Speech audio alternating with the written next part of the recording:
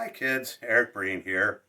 I've been asked a few times, how many comic books and how much comic book related stuff do you have? In other words, how big of a dork are you? Well, I figured tonight we'd find out. So I thought I'd take a few minutes to show some of the stuff that I have. And I figured the best place to start, get the heavy lifting out of the way, was Marvel 75th Anniversary Taschen hardcover put together by Roy Thomas. Approximately 800 and something pages, chock full of photos and anecdotes and just stories about the creators, the books and whatnot. Really, really fun read. They broke them up into 3 parts to publish in smaller sizes. I would recommend those, but I couldn't wait that long, so I have these, but fantastic read. There's also one for DC, same format as the Marvel, put together by Paul Levitz, a longtime DC editor. Okay, over here is where I keep my Marvel Masterworks and Marvel Omnibuses. Spider-Man's, some Avengers. I've got some odd assorted things like Nexus Archives, Thunder Agents. Ran out of shelf space. And over here, a couple of knickknacks. Got the Batman and Superman steins. Strangely enough, I never drank out of either one of them. Here's a notebook that I think my mom got me before junior high. And no, I didn't take it to school. That's why it's still here and didn't get shoved in a locker along with me. Okay, over here, got most of the paperback trades from Marvel and DC, but I do have the hardcover omnibuses from DC here, some Brave and the Bold, Justice League, Teen Titans. And I say, down here we've got Nightfall, No Man's Land. That's for UE.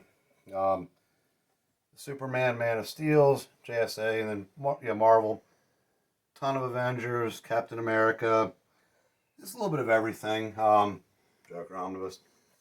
One thing I want to show that I don't have the dust cover anymore, but I believe this is the first printing of Seduction of the Innocent, the Frederick Wortham book that led to the comic book trials that led to the Comics Code Authority. One of these days, I'm actually going to read it. All right, let's go across the hall and check out some of the other stuff.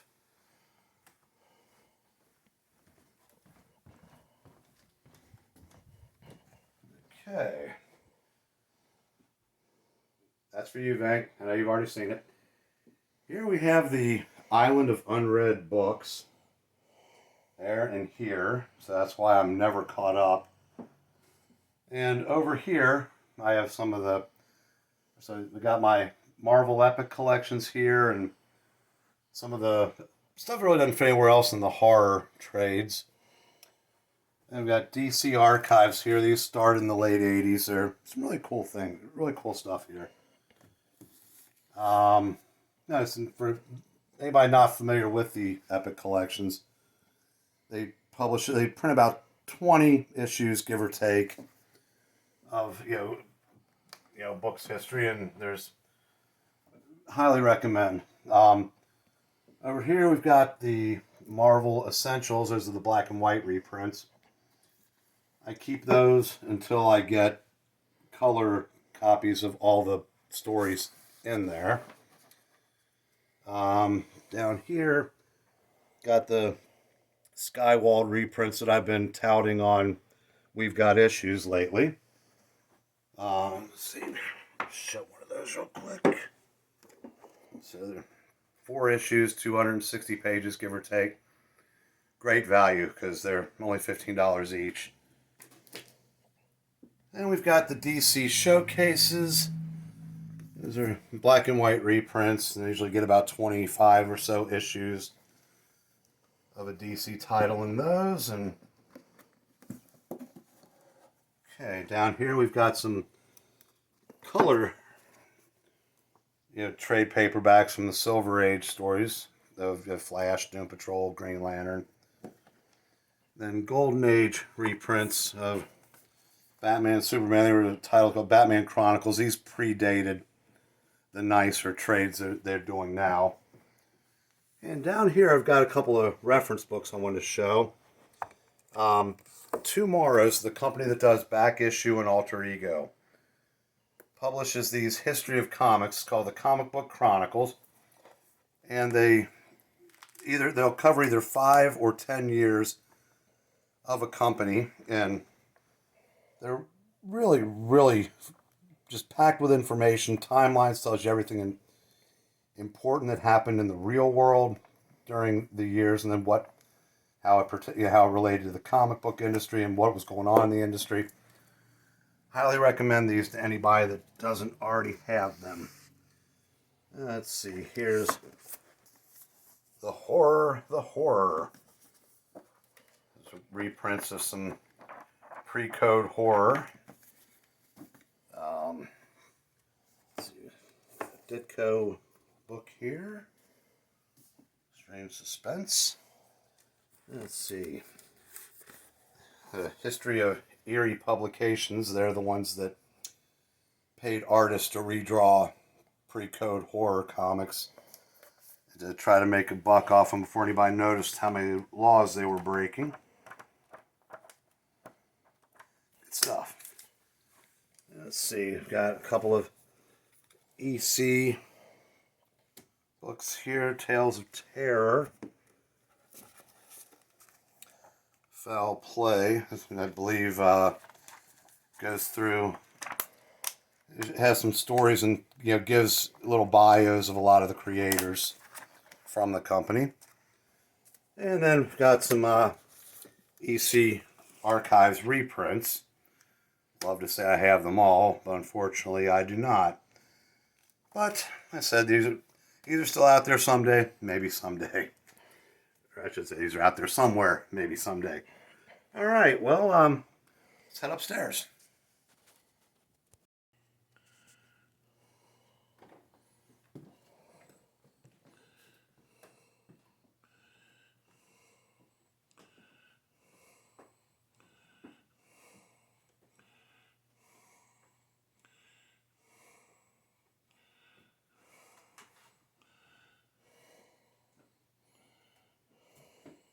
Oh, there you are. Okay, well, obviously this is the main room. This is where I keep the majority of the actual single issues. And I thought we'd take a quick tour of, what all's in here. A lot of the stuff in here goes back to the 80s, like the Punisher Mike Zeck poster that I think I picked up in 86. So the McFarlane Hulk and Spiderman posters I know are from the late 80s. I'm going to show the Wolverine real quick. What do you think of that, Doc? And a couple of my favorite issues that I put underneath there. Once upon a time I had hundreds, if not thousands of books that looked like that. Unfortunately, I don't any longer. Let's see. There's some 70s magazines that I just have on display there. The rest of them are underneath the table here. 1976 Marvel calendar that I can't find any place to put. And as you look around, you can see why. Over here, I said this used to be where I would keep all the early Marvel comics, but since I don't have those anymore, I thought, what would be the neatest thing I could put up there? So went with some of the treasuries. That's the Big Daddy, the Superman Spider-Man. Then on the other end, the Superman Muhammad Ali. And then a couple of odds and ends. This was a program from a 1970s Bengal game where they used the Marvel comic book characters and compared them to players that were in the game. That was a magazine called The Monster Times that somehow Spider-Man found himself on the cover of. There's the time celebrating Superman's 50th anniversary. The one time a comic book character was put on the cover of the Rolling Stone. The woman that replaced Flo Steinberg at Marvel, but left almost immediately to go to work for Rolling Stone, did the article. Then there's Cream magazine, which was a 70s rock music magazine. Spider-Man was big in those days. And some crossovers, JLA Avengers, Punisher meets Archie. See, anybody heard me talk that up. I wasn't kidding. I love it. In the DC versus Marvel. And over here we've got some just odd stuff like the one lunchbox that didn't get stolen when I got broken into. Some glasses. This 7-Eleven cups from the 70s. Jigsaw puzzles. And over here, we've got more of the PS art books. Phantom Lady, Planet Comics. Like I said, great value. And some, graphic novels. These when I first started collecting, this was how you got your reprints. If you didn't have Marvel Tales or Marvel Greatest Comics, this reprinted the origin stories of the kids' favorite characters. And I remember when I was a kid, I must have read this 1,000 times. This is actually the same copy.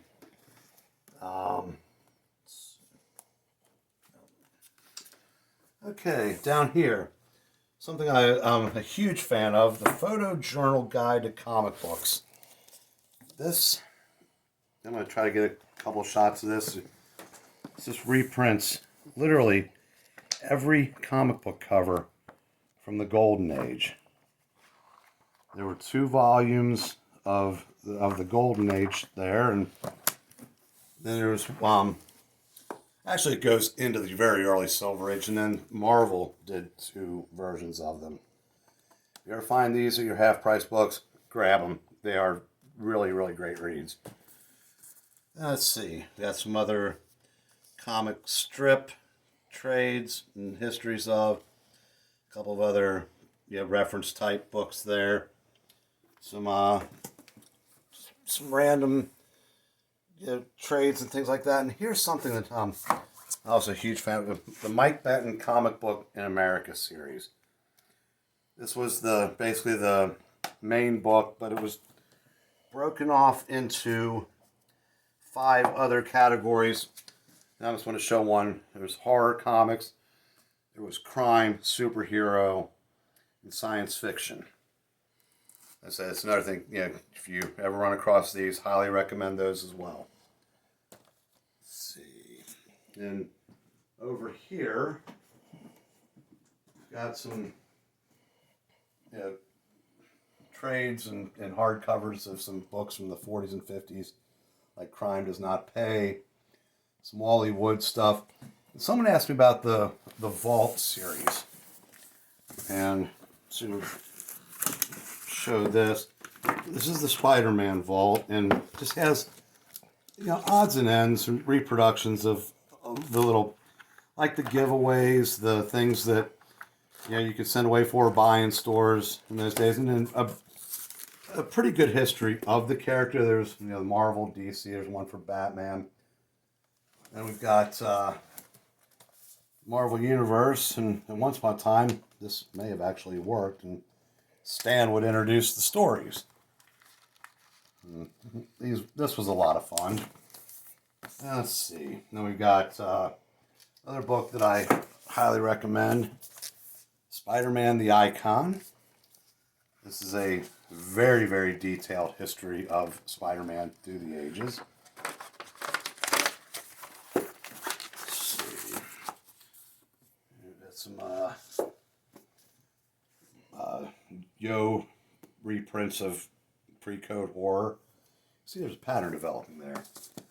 And here's 1,000 comic books you must read before you die, written by Tony Isabella. Another really nice read. See the Kirby book, the Ditko book, and some other odds and ends. Harvey Kurtzman book, and some Archie reprints and stuff like that. And I'm trying to think if there's anything else worth showing. I just wanted to give you guys an idea of just how much nerd stuff I had. Oh yeah, one other thing. Jared, if you can hit the, above the window, the Richard Nixon variant. While everybody else was getting the Obama variant, I went with the Richard Nixon. So I think that should about wrap it up. Did I miss anything? That's where you're supposed to say no.